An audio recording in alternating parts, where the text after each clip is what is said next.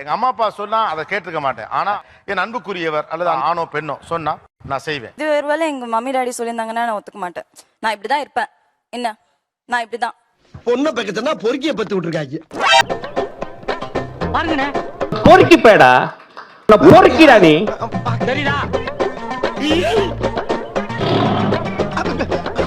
நீ ஆம்பளைன்ற வார்த்தை வந்து ஒரு ரொம்ப அதிகமா ஹைப்ல இருக்கும் கேட்டுருவாங்க. சிம்பிளா கலாய்ச்சிரும், அப்படியே ரஃப் ஆயிடும். ஏண்டா எனக்கு மான மரியாதை சூடு சொரணை இருக்குன்னு என்னைக்குடா உங்கள்ட்ட சொன்னேன்? ஓகே, ஆனா நீ ஆம்பளையா அப்படின்னு கேட்டா உங்களுக்கு ஹர்ட் ஆயிடாதா? உங்களுக்கு அதைத்தான் நான் கேண்டீனை திறக்கிற அன்னைக்கே இந்த வாசல்ல வச்சு குழிய தோண்டி புதைச்சாச்சுல்ல, அப்புறம் அதுக்குடா உங்களுக்கு இந்த அக்கறை? நார்மலா பேசிட்டு இருப்போம் கிளாஸ்ல, திடீர்னு செருப்பால் அடி பண்ணுவாங்க. உங்களுக்கு கோவம் வராதா? நம்மள உண்மையா நேசிக்கிறவங்க கிட்ட நம்ம அதை எதிர்பார்க்கறது தப்பான்னு தோணும். இது செருப்பால் அடிக்கிறதா? இனிமேல் பேசுறா செருப்பு குண்டி அடிப்பா, அதுவும் பிஞ்ச செருப்பு அடி. தேவை எனக்கு இதெல்லாம். ஒருவேளை அவங்க அடிச்சே விட்டாங்க, சும்மா கேக்குறேன். இல்ல அந்த இடத்துல இருந்து சைலண்டா போயிடுவேன். அடுத்து நடக்க வாய்ப்பு இருக்கு அதுக்கு. பேட்டி சொன்னா உடனே நல்ல செருப்பை பிடிக்கிறாங்க. நான் ஃபோன் பண்ணி என்ன பண்ணுவா, நான் எங்க இருக்கேன் எதுன்னு கேட்க மாட்டா.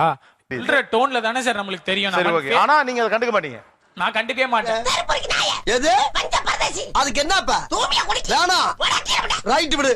இந்த கிளி கிளிக்கிறாள் எந்த ஒரு காரியா இருக்கும். அவரு சொல்றதுக்கு அவருக்கு the decibel of பொறுக்கி is different. அது வந்து செல்ல பொறுக்கி. பொறுக்கி எங்க பொறுக்கிட்டு இருக்கா? சார் அவ கூப்பிடுறா, ஈருடல் ஓர் உயிர் ஆயிடுச்சு. அதுக்கப்புறம் வேற என்ன?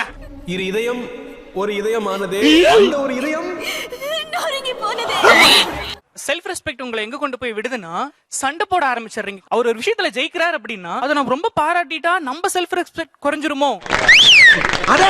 அதுல ஒரு விசில் கூட அடிக்கிறா. இல்ல எனக்கு என்னமோ வந்து அந்த சுயமரியாதை இதுதான் அழகியல், ஒரு வாழ்வியலுக்கு அழகு சேர்க்கும்னு நான் நினைக்கிறேன்.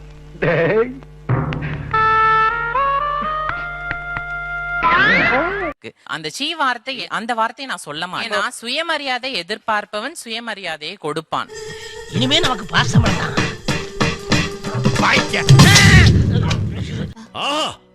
என்ன ஞானம், என்ன ஞானம்! இந்த சின்ன வயசுலயே அந்த ஔவையாருடைய அறிவு. கை கொடு, கை கொடு.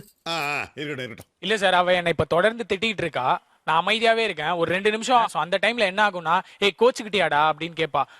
அதுக்கப்புறம் பேசுற 2-3 வார்த்தை ஒரு உனக்குலாம் எதுக்குடா ரெஸ்பெக்ட் பொறம்போக்கு செருப்பு பிஞ்சிடும். அந்த அளவு அவ திட்டிட்டு நம்மள கொஞ்சுவா. அப்படி இருக்கும், கேட்கறதுக்கு நல்லா இருக்கும். தன்மானத்தை விட்டு கொடுத்தல். போட்டு பேசுவேன், பயங்கர சத்தம் போட்டு பேசுவேன். ஏய் பாயசங்கடா, பாயசங்கடா. அப்புறம் ஒரு ஸ்டேஜ்ல என்ன மாத்திட்டாங்க. இப்ப வந்து நான் ரொம்ப அமைதியா தான் பேச ட்ரை பண்ணுவேன். அதுல அவ்வளவு ஒரு சந்தோஷத்தை ஃபீல் பண்றேன். என்ன சொன்னாரு? சொல்லு சொன்னா ஊதுடா. அப்படிதான் நல்லா கேக்குறா. மாயிரடி வடக்கு மாத்தி வரைக்கும் போகுது. ஷாப்பிங் பண்ணிட்டு இருந்தப்போ அப்போ வந்து என்னோட லவர் வந்து வந்தாங்க. என்ன பண்ணிட்டு இருக்க அடி செருப்பால அப்படின்னு என்ன சொல்லிட்டாரு. ஆனா அந்த இடத்துல நான் என்ன பண்ணேன்னா சிரிச்சுக்கிட்டே நான் எதுவுமே சொல்லல. குத்து வாங்கினாலும் ஓடாம நிக்கிறவன் தான். அப்புறம் ஏன் பாஸ் அழுகுறீங்க? அது வலி, வேற டிபார்ட்மெண்ட். அந்த இடத்துல நான் சிரிச்சனாலதான் அவங்க வந்து ஃபீல் பண்ணாங்க பாத்தீங்களா. உங்க தன்மானத்துக்கு இல்ல எந்த ஒரு பாதிப்பும் கிடையாது. என்னடா கடன் வாங்கி காமெடி பண்றீங்க? காதலில் சுயமரியாதை வேணும் நீங்க சொல்றதுக்கு என்ன காரணம்? சுயமரியாதையை விட்டு கொடுத்து அப்படியே அடங்கி ஒன்னு பிடிக்கல அப்படிங்கறத கம்யூனிகேட்டே பண்ணாம போயிட்டு இருக்கும்போது அது சைக்கலாஜிக்கல் டார்ச்சரா வருது. உனக்கு மண்டையில பிரச்சனை. ஐயோ அப்படி சொல்லாத. 100 வயசு கிழமையில இருந்து வயித்துக்குள்ள இருக்கிற பச்சை புள்ள வரைக்கும் என்ன தெரியாதவங்களே இருக்க முடியாது. சாரி, எனக்கு தெரியாது. பாய் ஃப்ரெண்டோட ஒரு பிரச்சனை. அதாவது வாய்க்கு வந்தபடி எல்லாம் பேசக்கூடாது. எதா இருந்தாலும் நியாயமா பேசணுமா இல்லையா? நீங்க எப்படி வெயிட் பண்ணுவீங்களா? வெயிட் பண்ணுவேன். ஆனா அது வந்து எனக்கு கஷ்டமா இருந்தது அப்படிங்கறத நான் புரிய வைப்பேன். கஷ்டம் எனக்கு சுகமா இருக்கு, எனக்கு இது பிடிச்சிருக்கு. பாருப்பா உடம்பெல்லாம் புல்லரிச்சு போச்சு.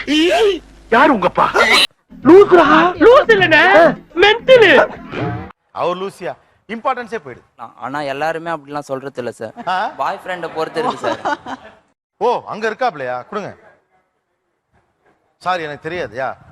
நமக்கு இருக்குடா வம்பு. இருக்கடம் தெரியாம இருண்டு போயிரும்டா. அப்படி இருக்கிற இடம் தெரியாம இருந்துட்டு போய் அது ரெடிங்கறார்.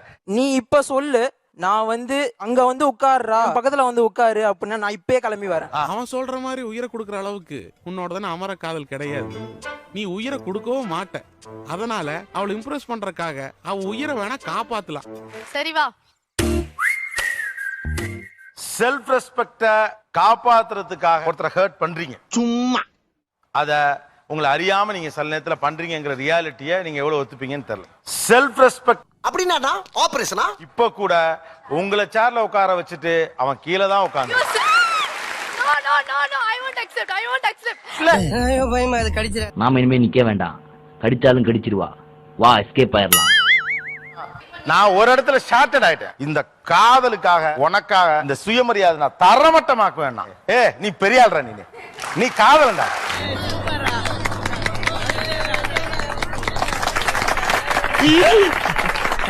ஒரு பெண்ணின் காலில் விழுந்து கிடப்பதை விட போதையான விஷயம் எதுவுமே இல்ல.